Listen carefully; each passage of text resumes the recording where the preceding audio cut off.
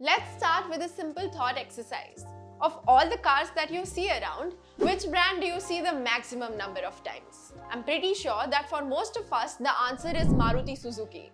No wonder they command a staggering 46% market share despite facing competition from the best German, Japanese, and even homegrown automobile brands for years. This basically means that out of every 2 cars that you see on the road, one is a Maruti Suzuki. Before we deep dive into that, you might want to subscribe to the YouTube Upsurge channel.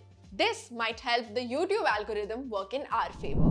Let me tell you that the automobile space is brutal and is not an easy sector to operate in, given the huge number of variables that are involved. Against this backdrop, retaining the position as a market leader is a rare feat. How did this happen? Well, the Indian obsession with Maruti goes back to 1983.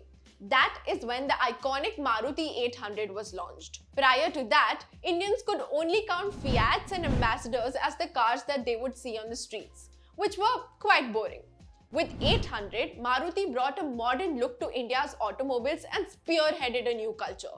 Over the years, they supplemented this with an extreme focus on the small car segment and great customer service, thus becoming the high-trust powerhouse that it currently is. They understood the price-sensitive nature of the Indian consumer and built cars that could be driven by every middle-class Indian. But of late, this strategy doesn't seem to work well for Maruti. The small car segment, which is its biggest cash cow, has suddenly taken a deep hit. Chip crisis and rising input costs have already exacerbated the COVID-induced hit. Added to this, there's a trend of people increasingly shifting to SUVs. In fact, the share of SUVs has more than doubled to 38% in the last 5 years. Seems that Maruti is up for a big fall. Along with this, the rise of EVs, where we think Maruti is a little late to join the party, has helped another homegrown brand, that is Tata Motors, to start increasing its foothold. Talking about it, it has been in the automobile space for over 15 years in India now, but had failed to make a major impact till yet, despite having the strong backing of the Tata Group, another trust powerhouse of our country. In fact, Tata Motors was infamous in investing circles for reporting the highest quarterly losses among all Indian companies. From 2010 to 2016, they lost 2/3 of their market share to just 4.6%. Today, that number stands at over 9%. In fact, they have surpassed Hyundai twice to become the second largest car maker in the country.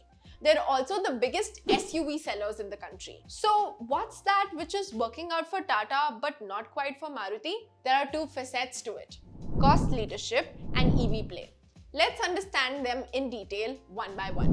While Maruti was the OG of the cost leadership in the Indian automobile space, it seems that Tata Motors has figured out a way to make it work for them even better. But why is the cost so important? Well, this space is as competitive as it can be. Even you might have observed that all cars belonging to the same category have similar features and price points. And then you have the value-conscious Indian consumer. So the only way you can enhance your bottom line is by cutting down costs. Towards this end, Tata Motors followed the platform sharing strategy. A car platform is a structure that the car is built on. You can think of it as a foundation for a car. It starts the process and then everything is built on top of it. It takes huge time and cost commitment to build car platforms. There's also a huge risk of financial loss attached to a car platform not working out. So Tata Motors adopted the shared platform strategy, which involves using the same car platform for a variety of car models. This is quite evident in the models that they have been selling off late. If you look at it, most of them look essentially the same due to this very reason.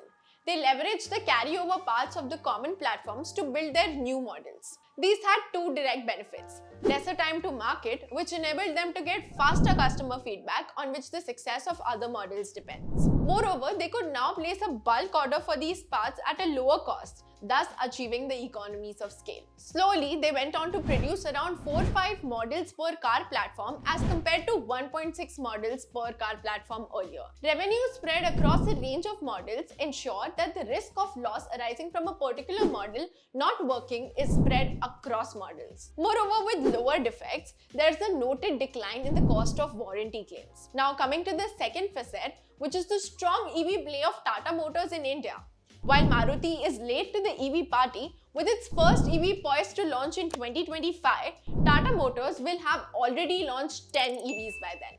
It is already a monopoly in this space with a staggering 96% market share as of Feb 2020. The JLR deal, apart from adding to Tata's tech and R&D capabilities, has also helped Tata to kickstart its EV operations as fast as possible by sharing their car platforms. Even brands like Kia and MG haven't been able to stand against Tata Motors. The extensive forward and backward linkages that it enjoys may possibly be one of the reasons with Tata Chemicals, Tata Power, Tata Elxsi, Tata Steel, and the Tata Finance as its back. This would greatly supplement its operations by providing time, cost, technology, and quality advantages. With its plans to invest over 4,000 crores in lithium-ion battery manufacturing facilities in Gujarat, it has made it very clear that Tata Motors is here to dominate the EV game, just like Maruti did with the small car segment.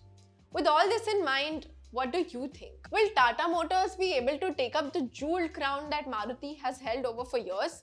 Or will this change in power dynamics have no effect on the status quo of the Indian automobile industry?